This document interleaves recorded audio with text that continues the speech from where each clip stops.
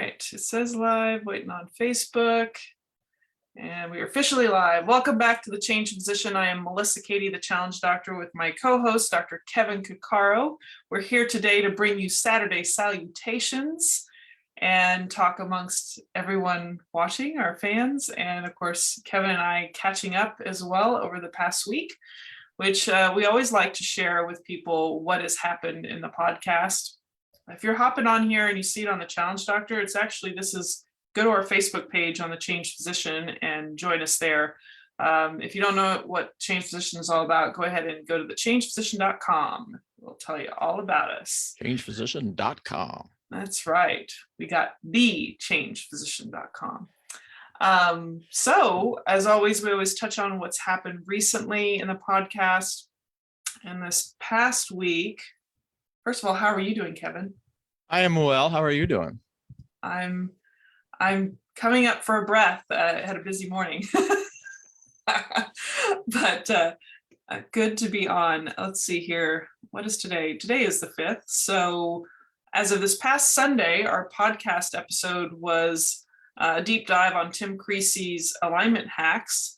The prior week was a couple of parts that more in-depth discussion about alignment hacks. And this relates to, change. And Tim Creasy is the Chief Innovation Officer. Did I say that right? I have to go Can't check. Remember what it is. ProSci.com. You can check that out. But the human side of change is kind of what they focus on from an individual to a group organization level. So you'll have to check out our deep dive. Probably should listen to part 1 and part 2 to really kind of know what we're talking about. Anticipate. And then of course this past Thursday we did a lifestyle, location, and money episode, pick 2. It's hard to get all 3, but you can listen to how we break that up and how that relates to some of the choices we make in our careers and our life, our jobs, however you want to look at it. But it is a dilemma that many of us have to face. So any comments about that episode, Kevin? No, other than I think the whole point was you pick 2 of them and hope that something else. Then there's a variant actually from what's his name? He's kind of a pretty popular entrepreneur guy who created the company called CD Baby, and then sold it for like 10 million. And now he runs around. He's sort of like this philosopher entrepreneur, but he was like focused on one. And this was strictly about business. As you can either focus on the money, you can focus on freedom. And then I forgot what the last one was, but those were like the big takeaways, is because even with the business, you can either look at, you can either maximize revenue, or you can look at more of developing a business that is self-sustaining and requires less intervention on yourself. And those other things may come, but the predominant focus needs to be one or the other. And I think that this episode where we're talking about these 3 different things is the same way, except now you can kind of, from a personal standpoint, you can look at 2 of them. So if lifestyle and location are really important to you and those make you most happy, then really focus on those. If for some reason you're someone who needs a lot of income and that really is your goal, then make sure that that's in the equation and just recognize that you're making a conscious choice there. So important episode, I think, because it allows us to kind of prioritize a little bit more of where our focus is and to act with a little bit more intention. Yeah, it actually made me think of some reasons why people don't want to go work in like socialized medicine kind of situations like in New Zealand. Lifestyle and location are a big focus of that country, but making a lot of money, not so much, not in the traditional socialized medicine world. So, well, here's how much do they make? Because you looked into that. Yeah, so depends how many years of experience. I'd have to go back and like carve it out. It's like 68 cents on the dollar. So when you look at their amounts, you got to like figure out the conversion to American dollars. But you're looking at maybe mid to upper 100,000s if you're in a profession in this country that makes more than twice that. So it can be like, it depends on like call, like, I mean, you're changing out a little bit of lifestyle stuff if you take more call and you get paid a little bit more, but there's no comparison when you look On at the it monetary on standpoint. the monetary side. Yeah. Lifestyle and location, can't really beat it. Depends what you like, but Well, and that gets into a whole discussion, which we haven't done, or we maybe have talked about in the past, is just the whole idea of the golden handcuffs thing. yeah. Actually, I was talking to a friend of mine sort of around that yesterday, but maybe we'll use that for an episode. So Sure. Yeah. Well, anything exciting on your end to share with the general public? Well, another week is done, which is always sort of interesting. In your life? Yeah. What was I doing? I was talking to my daughter yesterday about because I was like, oh, how did your week go? Right. Because we one of the fun things for me is just the way we sort of structured our life, particularly over the last 10 to 15 years. My kids has literally had either one or both of us say goodbye to them and then see them at the end of the day, like almost every day. Right. So we do a lot of decompressing. My daughter actually really likes talking and telling us about how things are going. And so at the end of the week, I was like, well, how did your week go? And she's like, well, the week's not over yet. I'm like, well, okay, we're talking about the school week. We're talking about the school week. And then that devolved into a little bit of how we're going to define weeks and things. But it made me think. I was like, well, okay, well, how would you rank this? If you're going to take this week, how are you going to rank this week? And then I'm like, because there's only 52 of them. Right. And then I started thinking about, what if we started like mapping out your weeks, and then what you had is a calendar, and then you had a hierarchy of weeks, right? So obviously when you're starting in January, you wouldn't really know, but that week would be the best week of the 52. But then over time, you'd have to, at the end of the week, you could take this little thing and you could conscientiously adjust up and down. And it sounds kind of hard, but then I was like, that'd be kind of interesting to see, because then what would happen at the end of the year? Then you'd actually have a ranked list of your weeks for the year because I was arguing, I was like, well, you can't just say 5, right? It's if you're doing 0 to 10, then ultimately your weeks start averaging out to like this 5 thing. But if you actually then have to really sort of focus your attention on, well, how does this specific week of this specific year rank in comparison of the weeks that preceded it?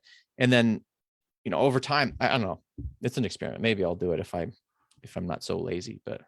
Well, I mean, I think it probably emphasizes having awareness and being intentional and like not taking things for granted. Like, yeah. Well, and that's what kind of one of the goals is. There's a lot of little perceptual tweaks that you can do to change that have a pretty profound change on both your psychology and physiology. And so that's obviously what I'm interested in. Like, well, how can you just do a little tweak like that, and then may actually change your entire relationship with what your year was, and how your week is?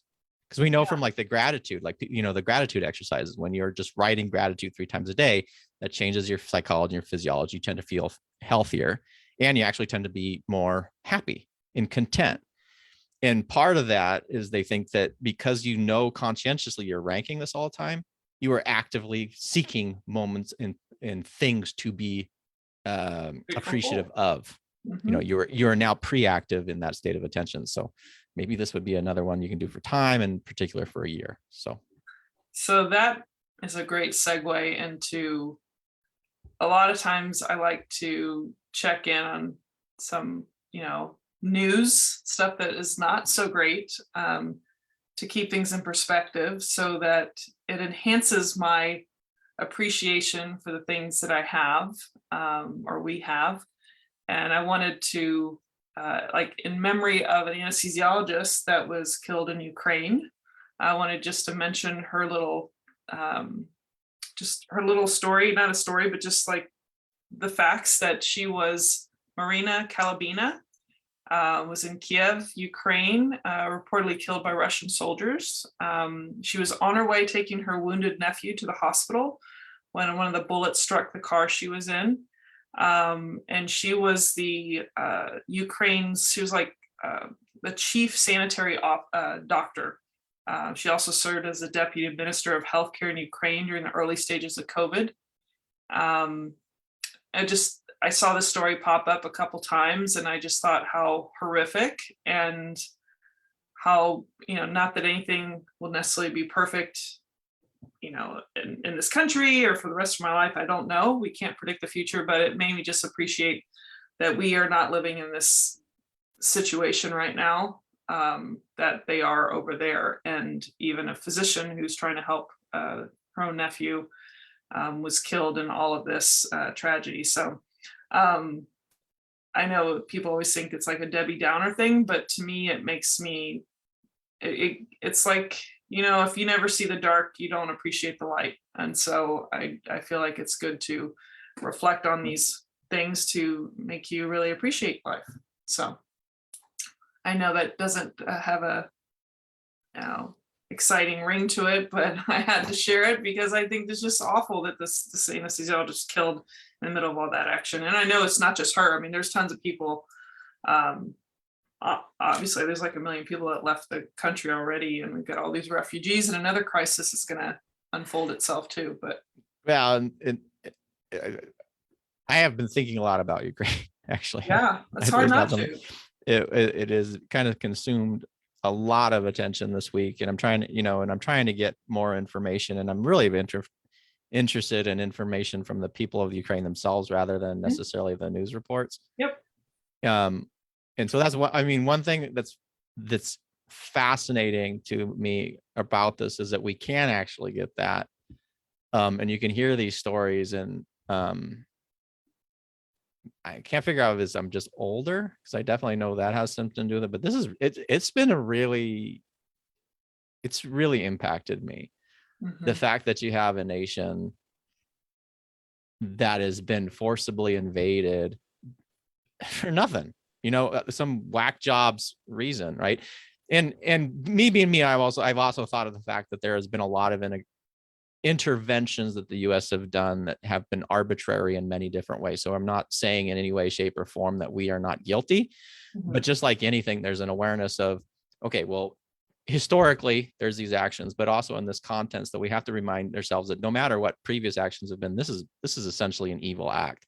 Yeah. And it does make me appreciative. And I've actually talked to my family about this, about how lucky we are in this country to essentially have so much distance.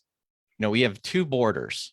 Yes. One of them is with the Canadians and the other one's with Mexico. And both of them, if you kind of look at them, people, the southern border already. All right, we have drug problems and things like that, but we're not getting bombed necessarily. And that drug violence is down there, but it's not the same as having soldiers mark in and start attacking your power plants or threaten to use nuclear weapons because it's not going their way.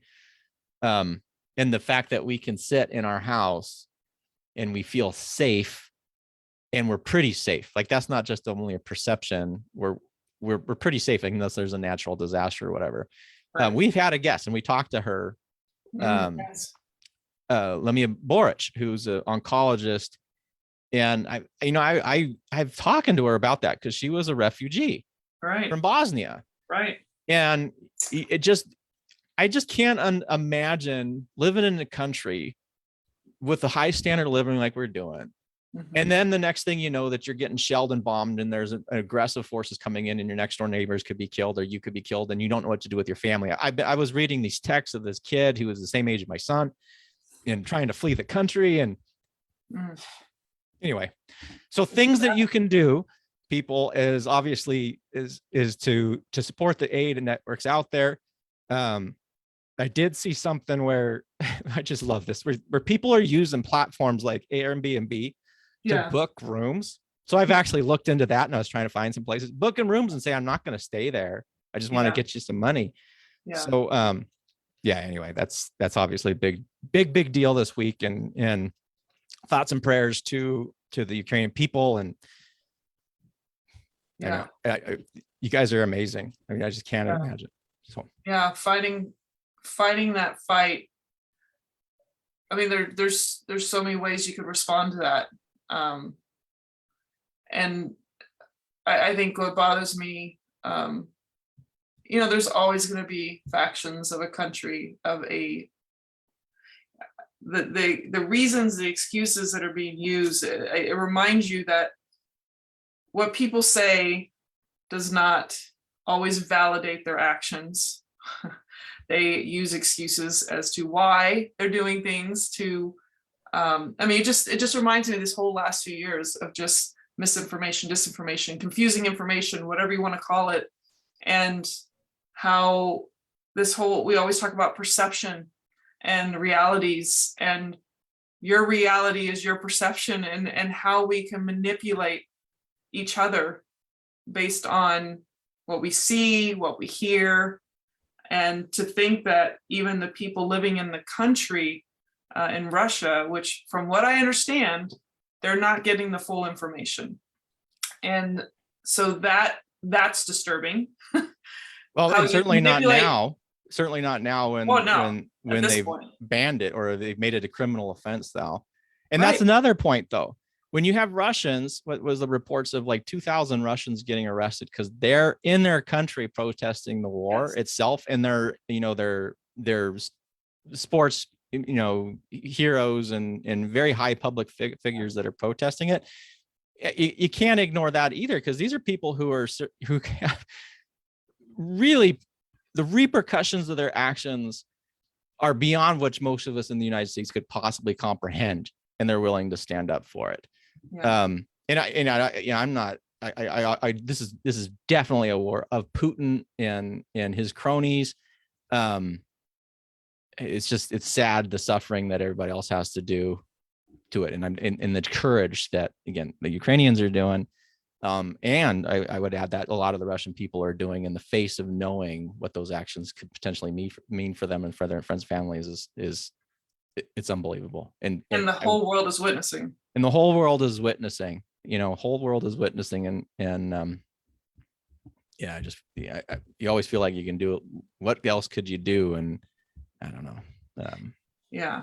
Well, and granted, and I'm sure there's some videos and things that they've figured out some of these things, there's a lot of stuff out there that's actually what's going on, but then there's some things that are old recordings that, taken from a different time period. And so it makes, obviously there's something going on, and it's tragic. But what's revealing is that how Putin, this whole situation, their own country is being played as far as what's really happening, and then the people on the other side are being played. Like the whole thing is disturbing when you think about, from an information standpoint, how you can manipulate the world. And that, under the core, and the core of it disturbs me and I think as a global society, we're realizing, well, how this plays out can affect any of us depending on the situation.